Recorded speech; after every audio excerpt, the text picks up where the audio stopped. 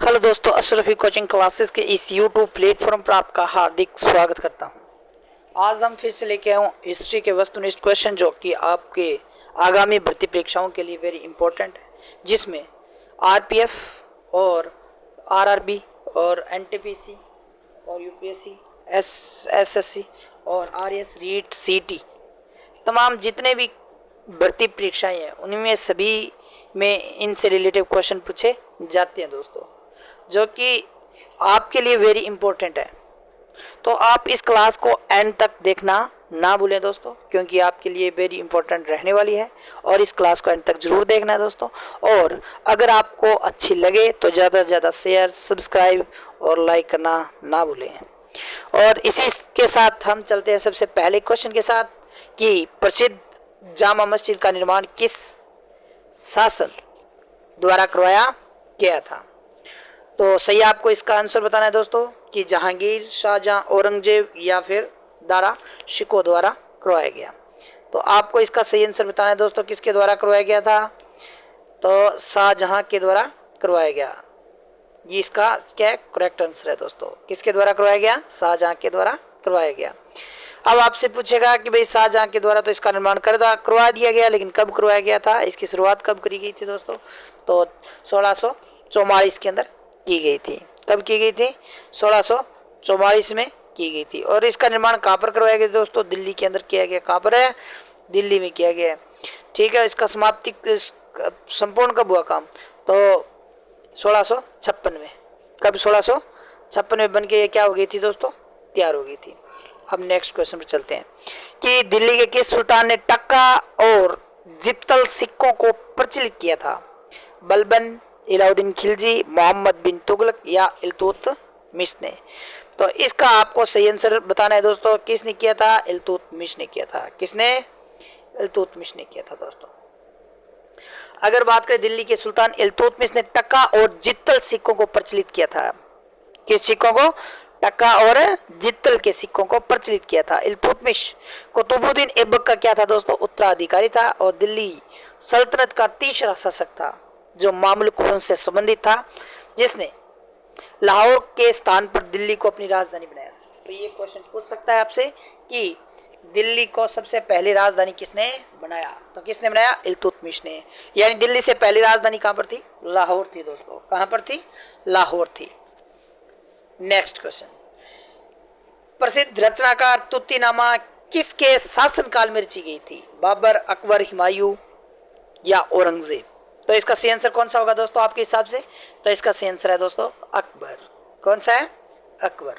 अकबर की अगर बात करें दोस्तों तो तुत्तीनामा अकबर के शासनकाल में रची गई थी और ये फारसी भाषा में 52 कहानियों का एक संग्रह है दोस्तों। क्या, तुत्तीनामा, जिसे जिया अलाउद्दीन नकबख्शी, नख, ये नख है दोस्तों, नखबख्शी, किसके द्वारा, नख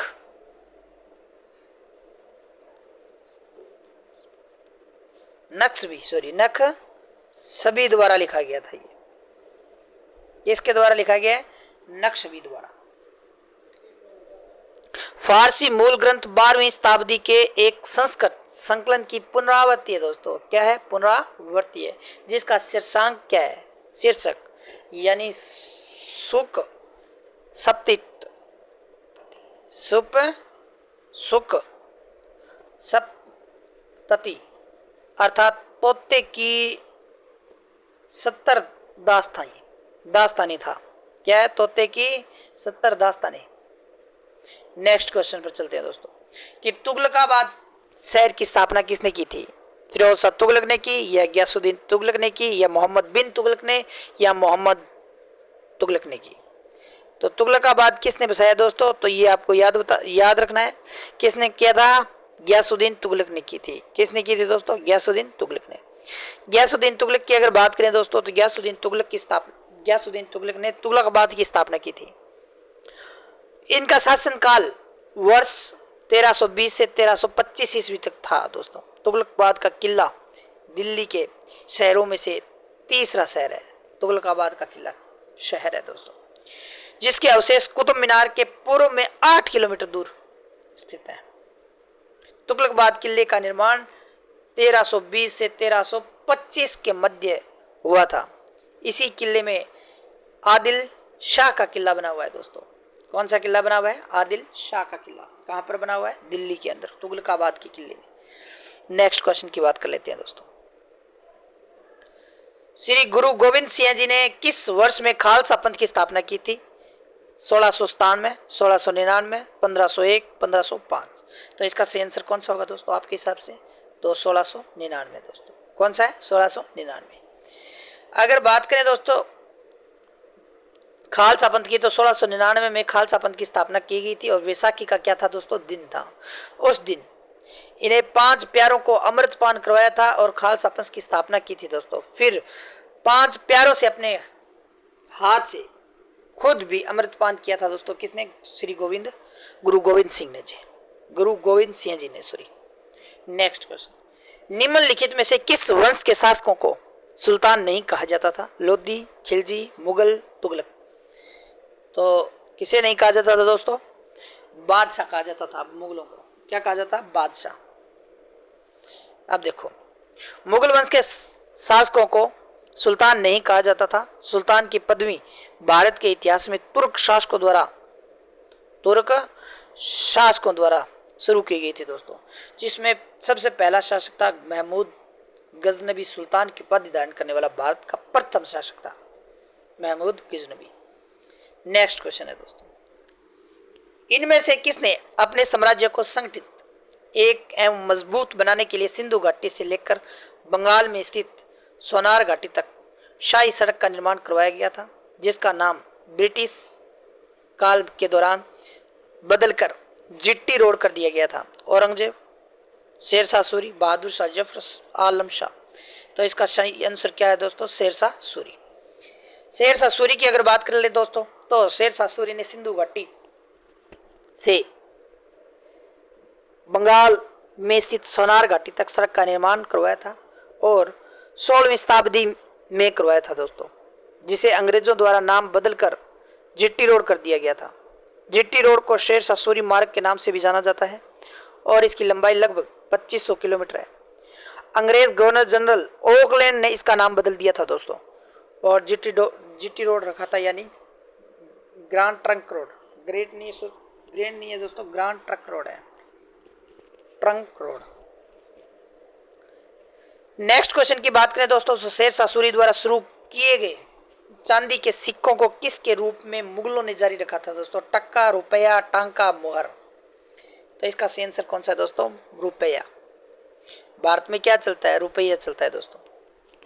तो शेरशाह सूरी द्वारा चलाए गए चांदी के सिक्कों को रुपये के रूप में मुगलों द्वारा जारी रखा गया था और भारत में चांदी का रुपया पहली बार 16वीं शताब्दी में शेरशाह सूरी द्वारा शुरू किया गया था और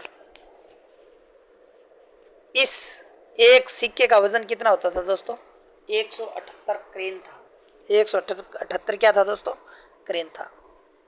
नेक्स्ट क्वेश्चन की बात कर लेते हैं, निम्नलिखित में से धार्मिक और धर्मनिरपेक्ष दोनों रूप से एक प्रसिद्ध ऐतिहासिक इमारत उत्तर प्रदेश के फतेहपुर सीकरी में नहीं है? बुलंद दरवाजा, सलीम चिश्ती की दरगाह, या दीवान एक खास कुतुब, या फिर शाही मकबरा। सॉरी, इसका सीन ये कुतुब शाह का मकबरा है। क्या है? कुतुब शाह का मकबरा, कुतुब शाही मकबरा है। ये दीवान एक खास अलग है, कुतुब शाही मकबरा क्या है दोस्तों? अलग है। तो इसका सही आंसर कौन सा होगा आपके हिसाब से? तो कुतुब शाही का मकबरा दोस्तों। कुतुब शाही का क्या है? मकबरा। कुतुब शाही की मकबरे की अगर बात कर लेते हैं दोस्तों, तो देखो, कुतुब शाही मकबरा एक धर्मनिरपेक्ष, धार्मिक और धर्मनिरपेक्ष दोनों के रूप में प्रसिद्ध ऐतिहासिक इमारत उत्तर प्रदेश के फतेहपुर सीकरी में नहीं है दोस्तों, क्योंकि ये मकबरा कहाँ पर बना हुआ है? हैदराबाद के अंदर है। हैदराबाद किस बाग में? इब्राहिम बाग में स्थित है।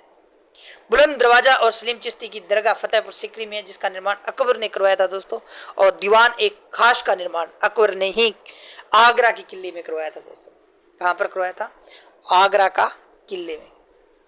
नेक्स्ट क्वेश्चन है कि अक्टूबर 1605 को फतेहपुर सीकरी में निम्न में से किसकी मृत्यु हुई थी, जिसे आगरा के सिकंदराबाद में दफना दिया गया था? मुमताज, सम्राट अशोक, सम्राट शाहजहां, सम्राट हुमायूं, सम्राट अकबर। तो इसका सही आंसर कौन सा है दोस्तों? सम्राट अकबर था। कौन था? सम्राट अकबर।